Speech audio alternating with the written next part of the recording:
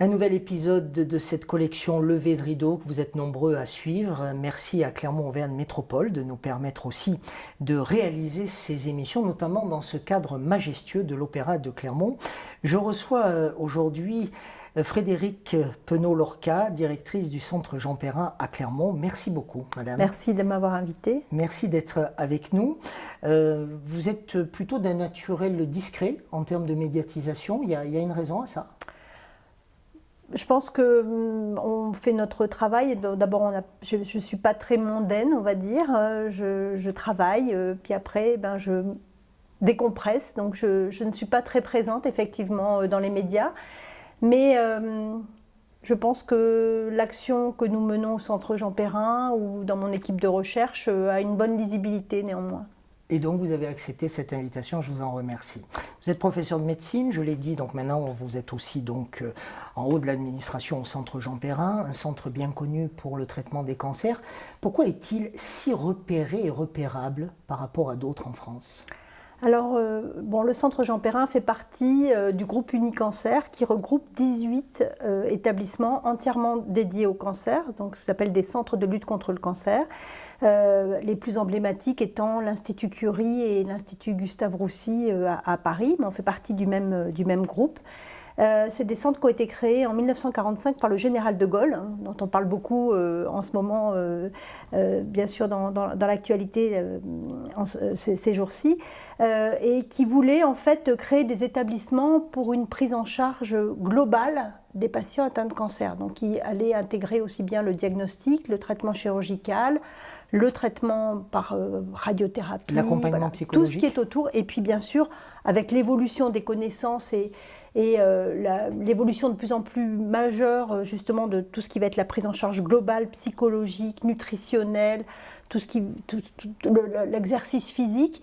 On a accompagné de plus en plus les patients autour de ça et on essaie maintenant d'accompagner même avant le cancer. C'est notre ambition, c'est notre projet d'établissement, c'est de devenir un centre sur le dépistage des patients à fort risque de cancer et puis bien sûr avoir un rôle dans la prévention et après avoir ce rôle tout au long de la maladie aussi, la prévention des effets secondaires, des séquelles des traitements, la prise en charge intégrée de la douleur, par exemple des phénomènes douloureux, et faire ces prises en charge aussi très tôt dans la maladie. Qu'est-ce qui a fait qu'à Clermont-Ferrand, on a pu être dans cette logique, dans cette démarche, alors que dans d'autres centres universitaires hospitaliers, ça marche moins bien? Alors, le centre de lutte contre le cancer a été un des derniers créés en 1973 par Gaston Méniel, qui est une doyen de la faculté, figure emblématique de la médecine clermontoise. J'étais tout jeune journaliste, c'est un des tout premiers que j'ai interviewé. Une personne très visionnaire, très puissante aussi, donc qui a été doyen, président d'une équipe de recherche, enfin directeur d'une équipe de recherche INSERM, et qui a créé le Centre Jean Perrin à Clermont-Ferrand. C'est vrai qu'il y a des villes universitaires de la taille de Clermont-Ferrand, je vois Tours, Angers par exemple, même Saint-Étienne, qui n'ont pas de centre de lutte contre le cancer. Donc c'est vrai qu'on a cette chance à Clermont d'avoir un hôpital de prise en charge intégrée des cancers. Est-ce que cette année particulière, qui est celle du Covid d'un point de vue médical, n'a pas inconsciemment mis de côté tout le travail de vos équipes, les vôtres, mais ailleurs aussi en France, sur justement le traitement du cancer ou la prise en charge des patients atteints de cancer?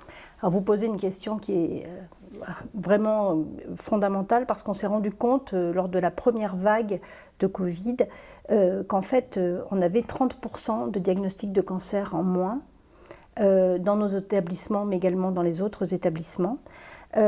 Pourquoi ? Parce que je pense que les personnes, on a tous été complètement sidérés par cette première vague. Attendez, ça veut dire que les gens ne vont plus se faire soigner ?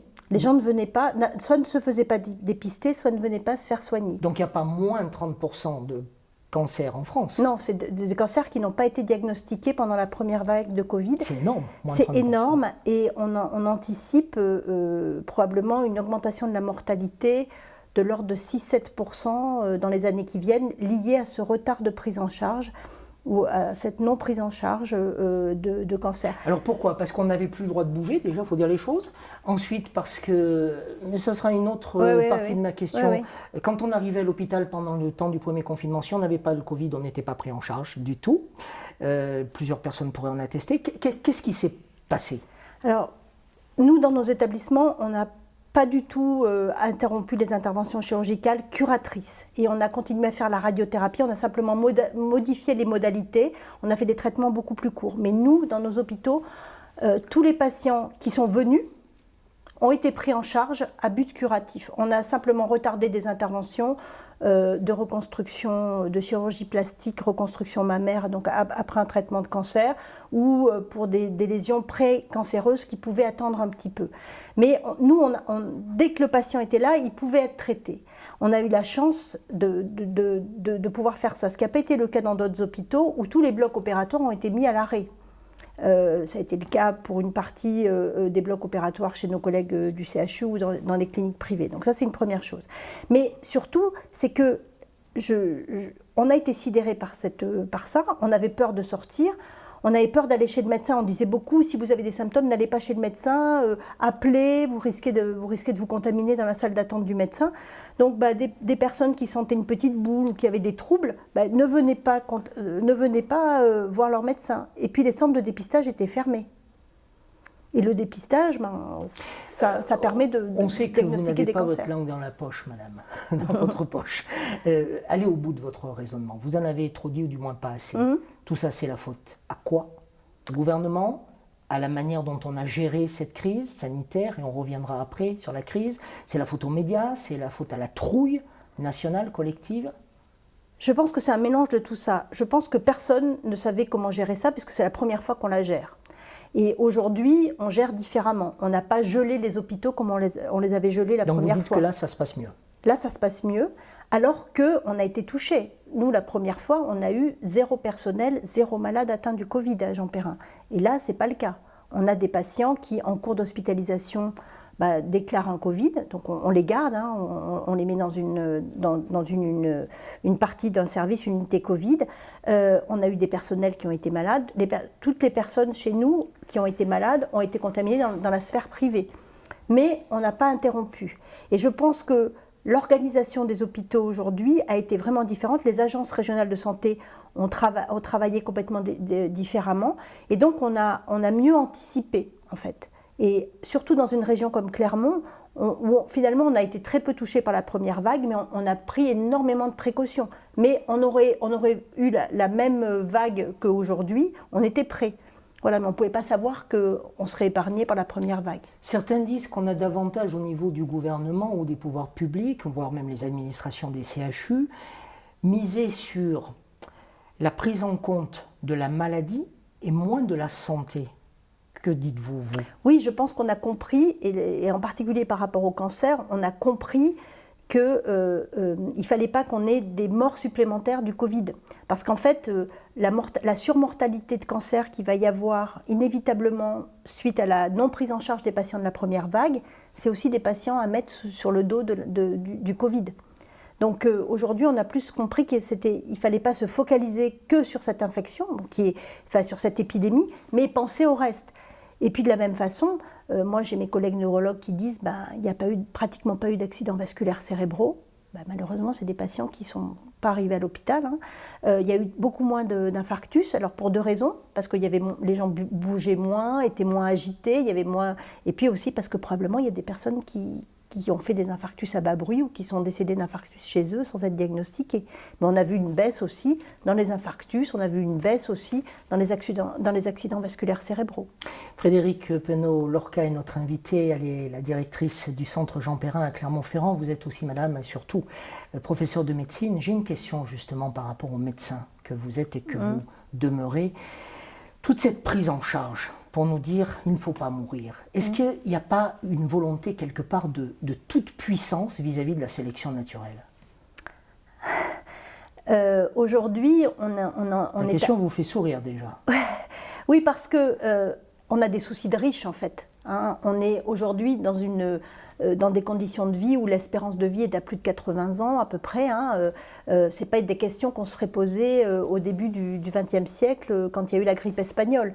On sortait d'une guerre, l'espérance de vie était à 55 ans, 60 ans maximum.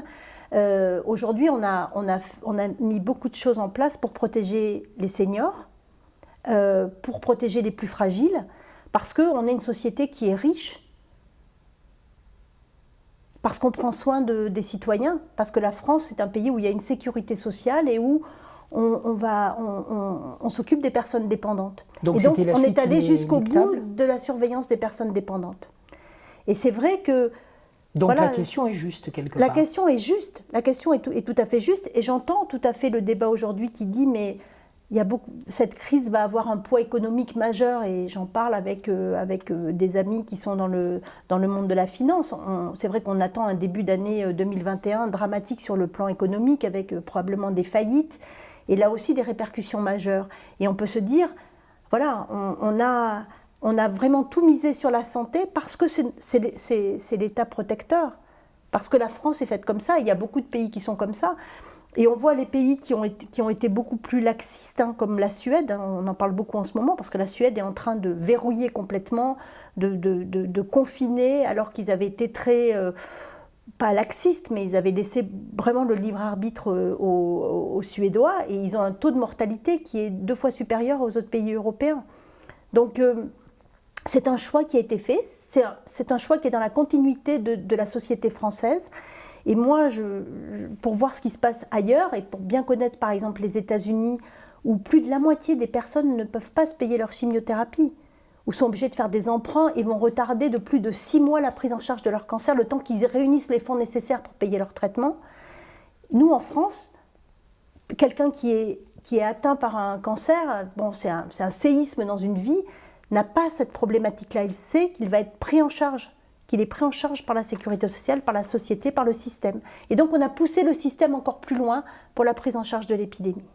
Il y a des médecins aujourd'hui qui disent que certains de leurs patients ne veulent pas se faire dépister, quel que soit le test de dépistage vis-à-vis, non pas du Covid, mais des cancers, parce qu'ils ne veulent pas avoir le verdict, se disant, de toute façon, vu la situation aujourd'hui, si ce n'est pas le Covid, ce sera le cancer, si ce n'est pas le cancer, ce sera le Covid.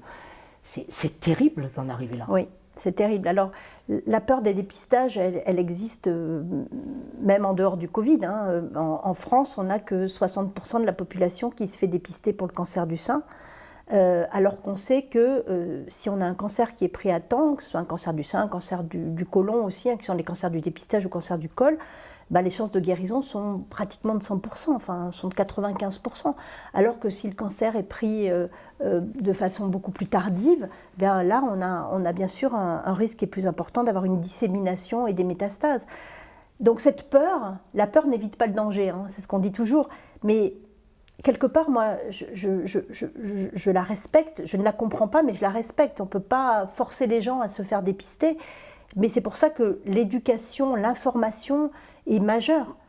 Mais les personnes qui ne se font pas dépister sont dans toutes les couches de la société. Quel est, en tant que médecin, aussi et femme, votre rapport à la mort ? Mon rapport à la mort,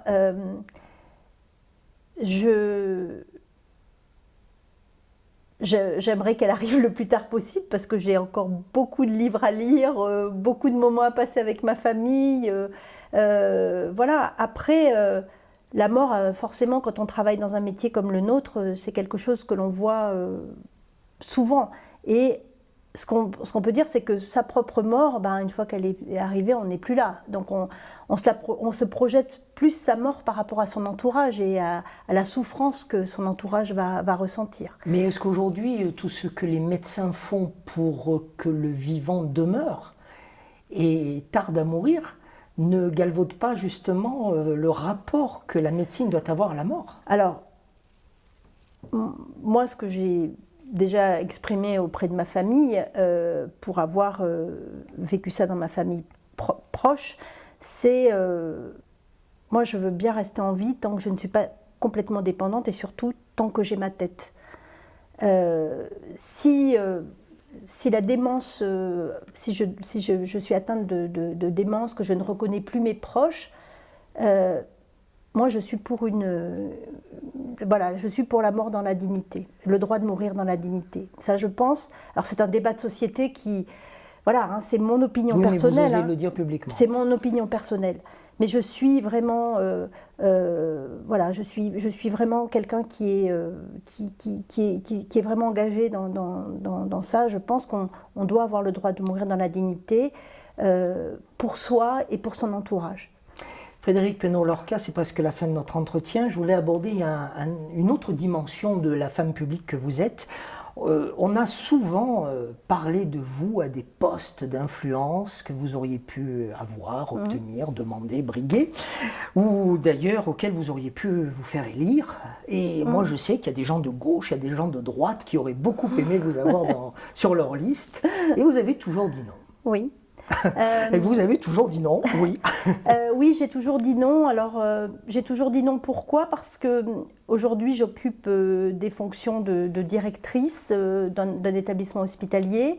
Je suis directrice directrice adjointe d'une équipe de recherche. Je suis vice-présidente du groupe Unicancer au niveau national, et que cela m'occupe énormément. Et donc, pour moi, un engagement politique, c'est pouvoir donner de son temps. Et aujourd'hui, je passe mon temps à renoncer à plein de petites choses de ce que j'aime faire, par exemple en tant que professeur, de ce que j'aime faire en tant que chercheur, pour pouvoir mener à bien déjà tout ce que je fais. Donc je pense que ce n'est pas raisonnable. C'est uniquement pour ça? Oui, c'est pour ça. Donc si un jour vous avez un peu de temps? Peut-être, voilà. Après, si vous voulez me demander de quel côté mon cœur balance, mon cœur a toujours balancé à gauche.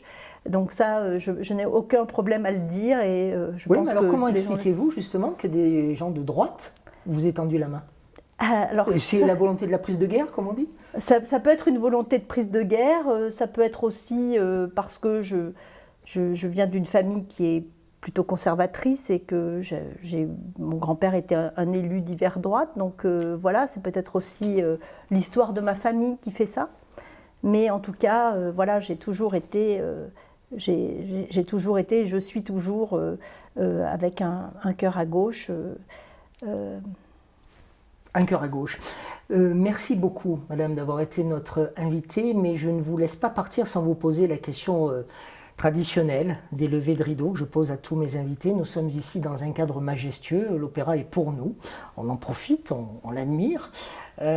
Imaginons que tous ces fauteuils que vous voyez là soient remplis ce soir de tous vos collaborateurs et collaboratrices. En cette fin de 2020 un peu particulière, vous êtes sur scène, vous leur dites quoi?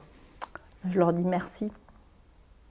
Je leur dis merci parce que on vient de passer une année très difficile. Tout le monde a été extrêmement angoissé par la crise que nous avons traversée, que nous traversons toujours. Il a fallu faire preuve d'adaptabilité. Il a fallu mettre sur le côté ses peurs personnelles. Et je suis extrêmement fière du travail qui a été réalisé par toutes les équipes du Centre Jean Perrin. Donc je leur redirai vraiment un grand merci. Frédérique Penneau-Lorca a été notre invitée aujourd'hui dans Levé de rideau. Merci. Merci beaucoup.